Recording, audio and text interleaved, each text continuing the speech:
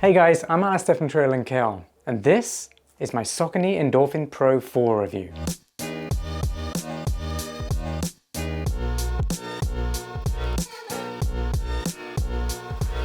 I'm just a regular guy who absolutely loves running and reviewing the latest running shoes and gear. My 5K PR is 20 minutes, which I'm always trying to beat. I've run countless ultra marathons around the world, and my favourite distance is the cheeky half marathon. Road or trail, I love running on them both. I'm not afraid to let you know when a running shoe is crap, but also you're definitely going to know when one blows me away. Either way, our independent running shoe reviews are always 100% honest, reliable, and hopefully you'll come away from this video having learned something new. And I've really been looking forward to getting hold of this shoe because I really enjoyed running in the Endorphin Pro 3. But there were a couple of issues with that shoe, and mostly that was surrounding fit. I was getting some heel rub on that version of the shoe, and fit around the collars was not the best fit for me either. But I'm really pleased to tell you a lot of that has been fixed with the Endorphin Pro 4, and this is one exceptional running shoe. Who's it designed for? What's it for then? Well, it is a race day shoe. It's got a carbon fiber plate running through it with speed roll technology. So it's an awesome shoe for running marathons just because it's a super efficient, very responsive, but also cushioned ride. But that doesn't mean you just have to use it for marathons. It's quite an expensive running shoe, so I would personally recommend using it for your speed training sessions as well. Those really fast runs where you really just want to maximize your time running, get as much out of your workout as possible. These shoes will really help you get there. Plus, if you're doing your speed workouts in this shoe, you're going to be familiar with it come race day as well. Straight into the key statistics and what they mean for you then.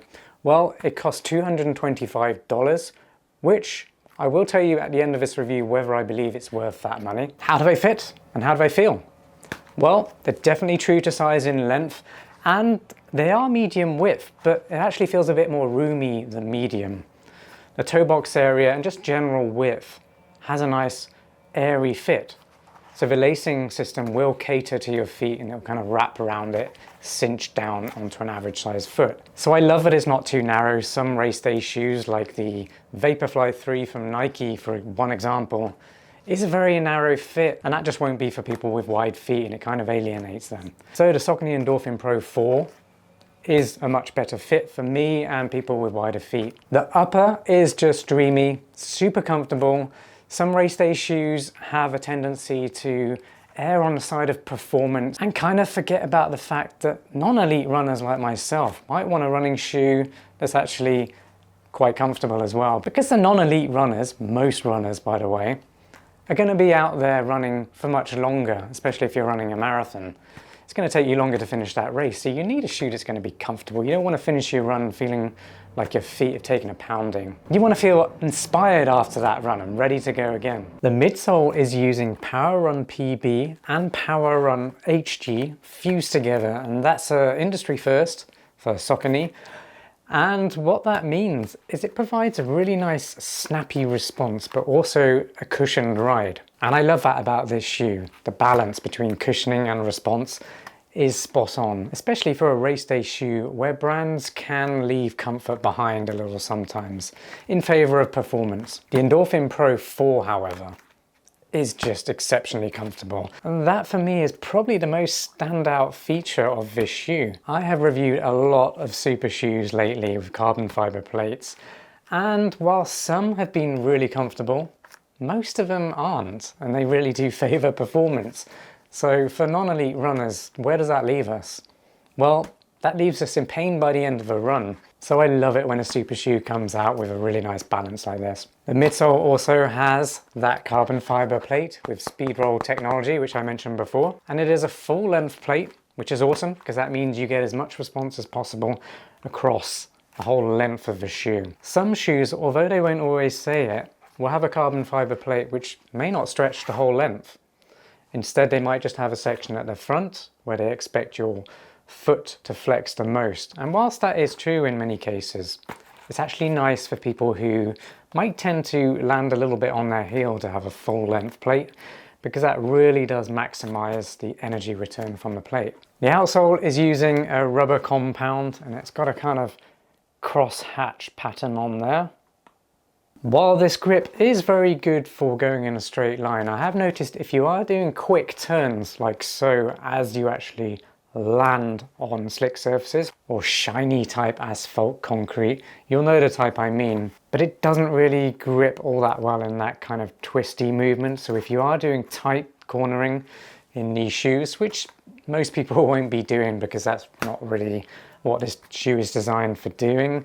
It's designed for going fast, mostly in a straight line. But for those who want to run in this shoe in tight streets, maybe you're in London or something like that, where you're running through cobbled streets which are shiny and you are turning around corners very quickly, then you will notice that slip on this outsole. So that is a very niche segment of you guys, I understand that, but worth noting anyway. The shoe has an 8mm drop from heel to toe, and the stack height is 39.5mm at the heel off the ground and 31.5 off the ground at the toe. And then finally they weigh 7.5 ounces for a size US men's 9. That's my pair here. Well, congratulations, you've made it all the way to my performance review. If you've made it this far, then you have an attention span and I'm very proud of you. Now, my performance reviews are based on me actually running in a shoe, putting in the miles, testing them on different types of surfaces, different types of speeds, different types of workouts, so I get a nice broad understanding of how this shoe performs its best. Sorry guys, no cutting shoes in half here. No, we don't prod our shoes in the lab, we actually respect our running shoes and we go out and test them for real. With that said, let's get on to how this shoe actually performs in the real world. The first thing you'll notice then, well, certainly the first thing I noticed, and I do test a lot of race day carbon fiber plate running shoes, is really just how insanely comfortable they are. Now, I really loved how responsive and fast the Saucony Endorphin Pro 3 was, but it had some comfort issues, and that's what I highlighted in my review. I just felt there were better alternatives out there for the price. Oh, and also the tongue just slipped down. There was no way to hold it in place. But Saucony has made some updates and it looks like they fixed these problems. So the upper is super comfortable, especially around the collars and the heel counter, but also the tongue. It's now kind of built into the shoe, so it's a sock-like fit. If I show you here, there is no separate tongue. It's all one part of the upper mesh and it's stretchy and knit. What that means is the tongue no longer slips down. Now, while this tongue is so much better than before, it's super comfortable overall, by the way. One thing I have noticed is that when you do cinch up the laces, you can already see this tongue kind of folds over itself. Now, while that isn't uncomfortable over your foot when it's cinched up and the laces are done up, I just don't really like how that looks. I feel like it could be handled better by having less fabric, and maybe this section of the tongue is a bit more stretchy, so that it stretches around your foot. It's a minor thing to point out, but really I've been finding it very difficult to criticize this shoe. I had to point something out. It's been really hard to find anything that bad about this shoe. And as a shoe reviewer, I do need to be critical in some areas. I have to kind of see the good and the bad side of a running shoe. Otherwise, what's the point of this review? I need to point everything out to let you have a really informed buying decision. And like I said, this isn't uncomfortable. For me, it's just a stylistic design issue, not a comfort or performance issue. So it's really that tongue and the outsole, if you do intend to use these shoes around sharp corners on slick, hard material, then you might notice a bit of slip when you twist your shoe as you land. That's really it though. There are so many awesome things about this shoe, which I'm going to highlight now. Wow, that was a long way of saying they're super comfortable. The next thing I really like is how awesome this midsole is. When combined with that Speedroll technology carbon fiber plate, this foam is incredibly responsive, but also cushioned. So I feel like I'm getting maximum enjoyment, but also performance out of this shoe. Like I said before, I'm not an elite runner. I need a shoe that's going to be comfortable, but also extremely high performance, because I like to run as fast as I can, but I really respect my feet and I'm not running for the money, so to speak. I just absolutely love running, so I want a shoe that's going to feel good on my feet and one I'm not going to be thinking about when I'm running. And I think a lot of people are really going to notice how different this midsole is. It's something quite special, and I applaud Saucony for this. The next thing I'm going to say is just how nice and roomy and airy the upper is. It's not super wide, but if you've got wider than average feet, these are going to be absolutely great for you. If you've got wide feet, depending on how wide they are, these are probably going to be good for you as well. Just because how stretchy the upper is. Like I said before, there is quite a bit of overlap in this connected tongue for me, but if you've got wide feet, you're not going to have that problem. That material is there for you guys. So, like I said, it's a stylistic thing for me, but if you've got wide feet, then that's what it's there for. It's for you guys. And whilst I'm talking about the upper, I love how breathable it is. Hopefully you can see through here. You can very easily see my fingers through that mesh. And as I blow through the material, airflow galore. And that means you're going to be able to regulate temperature within the shoe really nicely. These shoes are designed for running fast in, which means your feet are working intensely and they are going to heat up, they are going to expand during a run like that. So you need to be able to regulate temperature, and you need an upper that's going to stretch as your feet change shape as they heat up. Saucony Endorphin Pro 4 handles this excellently. The next thing I'm going to say is how stable they are. Now they're a neutral running shoe, but because there's a carbon fiber plate with no flex in the lateral space, it's literally all in the directional plane going forward, which means it's very stable and it's got a fairly wide footprint as well. So some super shoes do have a very narrow heel, and that means if you've got any pronation issues, you're going to feel very unstable on those shoes, and over time your ankles are going to really suffer, especially if you're running a marathon in them. One such example is the Nike Vaporfly 3.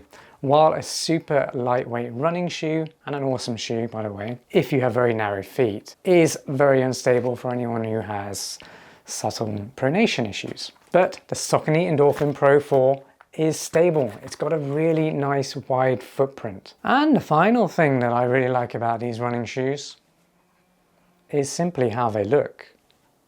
They're not bulky, they're not too skimpy. They've just got a fast, aggressive silhouette. Now this particular colorway might not be for everyone, but I want to know your thoughts. What do you think about the overall silhouette, the overall look and design of this shoe? Let me know in the comments down below. And also, if you own a super shoe, or looking to buy one, which shoe do you own? And which shoe are you looking to buy? Let me guess, you're probably looking to buy this one, that's why you're watching this review. What are the closest competitors right now for the Saucony Endorphin Pro 4 then? Well, here are just a few. Now, these are very similar because they're super lightweight and fall in a similar price point except for the Alpha Fly 3, which is very expensive. First off, we got the Hoka Rocket X2, also very lightweight, and it's around $250, so a little bit more expensive, but I think it's highly competitive with the Saucony Endorphin Pro 4. Then you've got the Asics Metaspeed Sky Paris, which is also an insanely fast running shoe and lightweight. And then finally you got the Nike Alpha Fly 3. I did put links up there and they are in the description if you want to go watch my reviews on those shoes too. But if I had to pick one competitor which feels the most similar, then I'm gonna have to say the Rocket X2. It does have a very similar footprint as well, so a nice, fairly stable running shoe. Look at that, look at the heel. It's not that different, is it? Now then, the big question, are they worth $225? Yes, I'm going to say they are 100% worth $225. Those shoes that I mentioned as competitors do fall around at least $250. So I feel like this is a competitor, but at a much better price point. I absolutely love the updates that Saucony has brought to the Endorphin Pro series. They've made great improvements over version 3. It's super comfortable, very lightweight, it's stable, it's very breathable. It has a couple of issues, you know, the traction if you are doing fast cornering.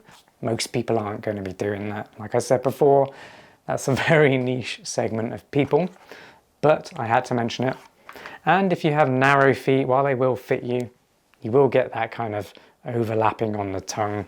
And although you don't feel it on top of your foot, you do see it. They're great for people with wide feet because of that upper that stretches and the wide lacing system and the tongue I just mentioned. There's plenty of fabric there for your feet. It's responsive, it's cushioned. I feel like it's got it all in there for a super shoe. For anyone who really needs or just wants the balance of performance and comfort. And I'm one of those people. I'm not going to be running in a shoe that's hurting or damaging my feet. I want to have that balance because running is a huge part of my lifestyle, and I just need to be able to keep running because it just makes me so happy. I love the sport and I'm a little bit obsessed. So I need to be able to have a shoe where my feet are enjoying the ride as well. Well, that's it from me. I really hope you enjoyed this review. Please give it a like if you did, and subscribe to our channel for more running shoe reviews just like this one. Thanks again for watching, and I'll see you next time. Peace.